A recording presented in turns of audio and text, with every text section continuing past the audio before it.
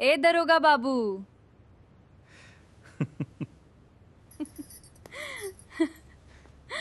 किसी को अपने कंधों पे डबल स्टार चाहिए, शरीर पे चमकती हुई आकर्षक वर्दी चाहिए और किसी को 9 to 5 की जॉब चाहिए बिना किसी फालतू के टेंशन के। और कुछ ऐसे भी लोग हैं जिन्हें जो मिल जाए।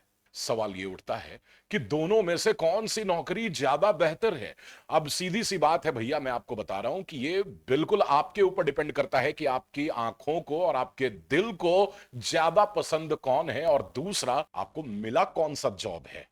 आज की इस वीडियो में हम लोग देखने वाले हैं बिहार दरोगा और बिहार सेक्रेटेरिएट एएसओ के बीच में power, responsibility, salary, promotion, posting को लेकर तुलना, ताकि आप ये तय कर सके कि दोनों में से कौन सी पोस्ट आपको ज्यादा मोटिवेशन देती है उसकी तैयारी को लेके, ताकि आप बेहतरीन तैयारी करें, पूरे दमखम के साथ तैयारी करें और दोनों में से किसी एक को क्रैक करके आप अपने सपनों को पूरा करें। तो चलिए शुरू करते हैं। सबसे पहले आते हैं सैलरी पे। अब देखिए, बिहार दरोगा और बिहार एएसओ के सैलरी की कोई तुलना ही नहीं है।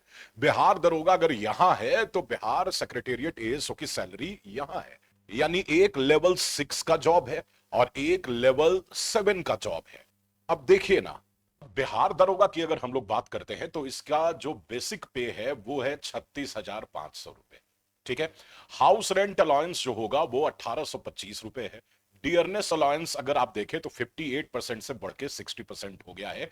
2% का इजाफा यानी 21,900 रुपए। मेडिकल अलाउंस 1,000 रुपए, अदर अलाउंस 3,000 रुपए। यानी ग्रॉस अर्निंग जो इनकी है वो है 64,225 रुपए। अब डिडक्शन अगर देखें तो NPS contribution 10% of basic salary या प्लस डीए तो 5,840 रुपए। और जीआईएस स्टेट गवर्नमेंट एम्प्लॉइज का जो होता है वो 60 रुपए। यानी टोटल डिडक्शन आपका 5,900 रुपीज है। यानी इन हैंड सैलरी जो बनती है वो लगभग कितनी बनती है? 58,325 रुपए। अब ये डिपेंड करता है कि आपको जो है वो कहां पे पोस्टिंग मिली है। दूसरा, अगर आप बिहार सेक्रेटेरिएट एएसओ की बात करते हैं यानी असिस्टेंट सेक्शन ऑफिसर की बात करते हैं तो इनका बेसिक पे है 47,600 रुपए। इसमें थोड़ा सा करेक्शन कर लीजिएगा। हाउस रेंट अलाउंस 20% यानी कि 9,520 रुपए। डियरनेस अलाउंस 60% यानी 28,560 रुपए। मेडिकल अलाउंस 1,000 रुपए। सिटी ट्रांसपोर्ट अलाउंस 4,800 रुपए। यानी ग्रॉस अर्निंग इसकी 91,480 रुपए होती है, जिसमें से एनपीएस कंट्रीब्यूशन 7,616 रुपए कट जाता है। जीआईएस स्टेट गवर्नमेंट एम्प्लॉय 60 रुपए कट जाता है। यानी 7,676 रुपए इसके कट जाते हैं। यानी इन हैंड जो सैलरी बन के आती है वो आती है 83,804 रुपए। अब बेसिक पे में थोड़ा सा करेक्शन करेंगे तो ये सैलरी लगभग 81,000 रुपए के लमसम में जो है वो बैठेगी। यानी ग्रॉस सैलरी में अंतर कितना हो गया? 27,255 रुपए एएसओ का सैलरी ज्यादा आता है। नेट सैलरी भी 25,479 रुपए एएसओ का ज्यादा है। सालाना अगर नेट सैलरी में अंतर देखिएगा तो लगभग 3 लाख रुपए का अंतर पड़ जाता है। पे लेवल भी एएसओ का 7 है जबकि बिहार दरोगा का 6 है।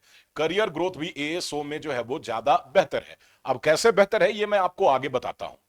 अब इसके अलावा जो इनकी कमाई होती है वो किसी से छुपी हुई तो है नहीं, लेकिन अगर आप देखें तो इस मामले में बिहार दरोगा बाजी मार सकता है। इसका कारण है कि उसका जो नियंत्रण है वो सीधे पब्लिक के ऊपर होता है और पब्लिक के साथ उसका गठजोड़ भी होता है। तो अगर वो अपनी नीयत ही खराब कर ले, अपना ईमान ही बेच दे, तब ऐसी परिस्थिति में बिहार दरोगा के पास अंडर द टेबल कमाई के अपॉर्चुनिटीज जो होते हैं वो ज्यादा होते हैं। वहीं अगर आप बात करते हैं बिहार सेक्रेटेरिएट एएसओ की तो वहां भी इस तरह की चीजें चलती हैं, लेकिन चूंकि प्रशासनिक स्तर पर कार्य होने के कारण से उनके ऊपर रिस्क भी ज्यादा होता है और उन्हें अपनी कमाई भी बहुत ही सोच समझ के और बहुत ही अंडरग्राउंड होकर करनी पड़ती है। तो वहां पे भी वही बात होती है, नीयत और ईमान, जो कि आजकल बहुत कम देखने को मिलता है। और इस वजह से जो कमाने वाले हैं उस तरह के वो कमाते हैं, जो सच्चे और ईमानदार हैं तो वो इन चीजों से दूर ही रहते हैं। ऐसे भी ईमानदारी का पैसा जहां आपको संतुष्टि देगा, बेईमानी का पैसा कभी संतुष्टि नहीं दे सकता है। बाकी आपकी मर्जी कि आप जो है वो एक संस्था के अंदर जाके कैसे कार्य करते हैं। देखिए, ऐसे तो पावर की बात करें तो बिहार दरोगा शब्द ही सुनने में थोड़ा पावरफुल लगता है, खास करके जब आप घर जाए और घर पे या ससुराल में आपकी बीवी जो है वो आपको कहे, ए दरोगा बाबू।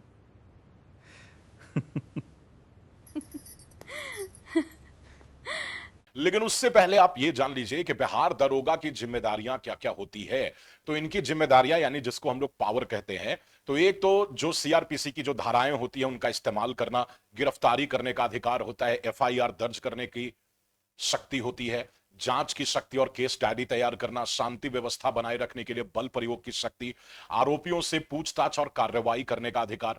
और भी जिम्मेदारियां होती हैं, कानून व्यवस्था और शांति बनाए रखना, अपराध रोकथाम और अपराधियों पर कार्रवाई, जांच करना, साक्ष्य जुटाना और चार्जशीट दाखिल करना, वीआईपी ड्यूटी, भीड़ नियंत्रण और संवेदनशील मामलों को संभालना, जनता की सुरक्षा और सहायता सुनिश्चित करना, अधीनस्थ पुलिस बल का नेतृत्व और पर्यवेक्षण।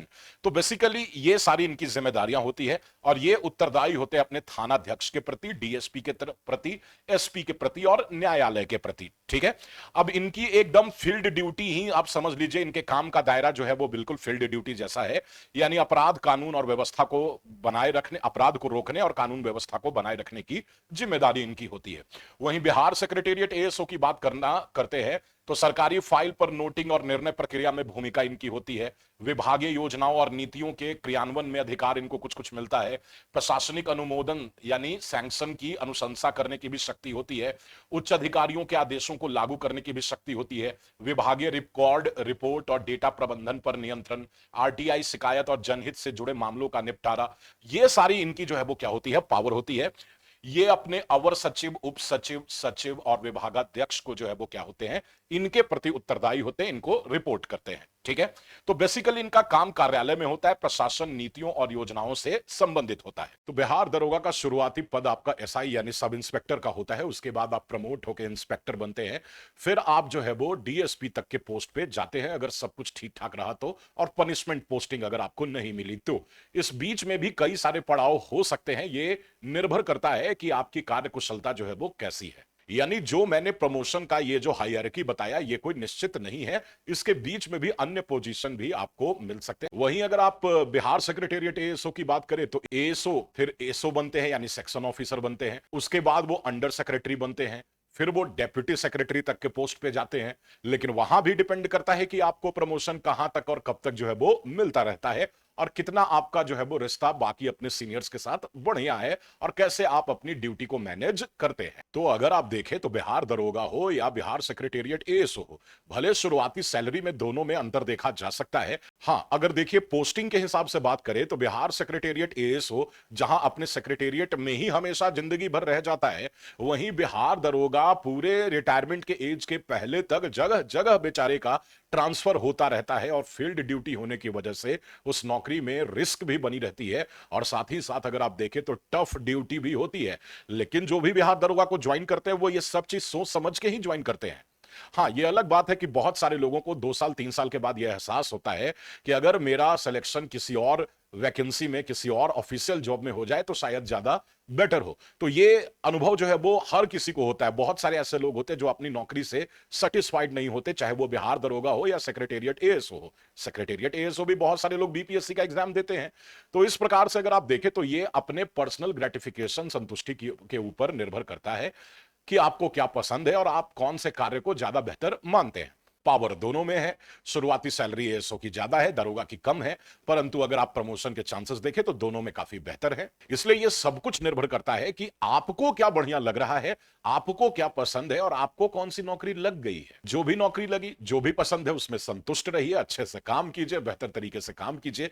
आपको अपने जीवन में आगे बढ़ने के बहुत सारे अपॉर्चुनिटीज मिलेंगे, लेकिन उससे पहले कम से कम अपनी तैयारी को तो बेहतर कीजिए। और तैयारी को बेहतर करने के लिए आपको इस चैनल को सब्सक्राइब करना पड़ेगा ताकि आप जो है वो सही तैयारी, सही पढ़ाई कर सके। क्योंकि आजकल दुनिया क्या हो गई है, दुनिया बदल चुकी है ऑनलाइन टीचिंग की। यहां पे आपको बहुत सारी चीजें मिलती है, जैसे कि ये वीडियो डिस्ट्रैक्शन के लिए।